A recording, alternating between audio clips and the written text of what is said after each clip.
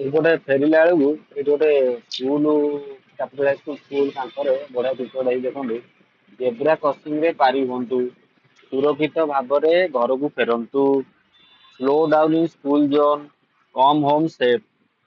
ଠିକ ଅଛି, କିନ୍ତୁ ଆମ ଲୋକ ତ ଜେବ୍ରା କ୍ରସିଂ ପରେ ଗାଡି ରଖିବେ, ତ ଲୋକ ଯିବେ କୋଉ ପଟେ ସେଇଟା ବି ଲେଖିବା କଥା। ଫାଇନ ଏତିକି ଟଙ୍କା। ଆମ ଲୋକ ତ ମହାନ, କହିବ କାହାକୁ ଶୁଣିବ କିଏ? ନୋ ନିଡ୍ ଟୁ ସ୍ପିଡ, ଆମର ତ ଏଠି 150 200 ଚଲେଇବେ। ସେପଟ ସାଇଡରେ ଲେଖା ହେଇଛି, ମୁଁ ଗର୍ବରେ କହୁଛି ଏହା ଏକ ସୁରକ୍ଷିତ ବିଦ୍ୟାଳୟ ପରିସର ଗଭର୍ଣ୍ଣମେଣ୍ଟ ସ୍କୁଲ। ପଛପଟ ଆହୁରି କଣ ଲେଖା ହେଇଛି ବା ଦେଖିକି ଆସିବା। ଗୋଟେ ଲେଖା ହେଇଛି, zebra crossing are your best friend, always cross where is safe and mark road safety for student. ଯାହା ହଉ ସରକାରଙ୍କ ତରଫରୁ ଏଟା ଗୋଟେ ଭଲ କରିଛନ୍ତି। ଆଉ ଏଠି ଯାହା ହଉ ବ୍ୟାରିକେଡ ଲଗେଇ ଦେଇଛନ୍ତି, ନହେଲେ ଆମର ତ ପାର୍କିଂ ଲୋକ ସାଇଁକିଣି କରିଦେବେ। ଆଉ ଏଗୁଡା ପଡିବ କିଏ? ଯାହା ହଉ ଧନ୍ୟବାଦ।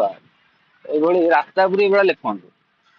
ଜେବ୍ରା କ୍ରସିଂ ଯିଏ ଚଢି ଗାଡି ରଖିବ ଫାଇନ ସାଙ୍ଗେ ସାଙ୍ଗେ ଅଫଲାଇନ ଚେକିଂ ହବ। ଆଉ ଅନଲାଇନ ଚେକିଂ କରି ଲାଭ କଣ?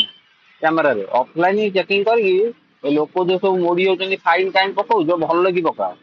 ତା ରୁଲ ମାନିବନି, ଏଠି ଫାଇନ କାହିଁ ପକଉଛ? ନାଇଁ ରେ, ରହିଲି। ଜୟ ଜଗନ୍ନାଥ।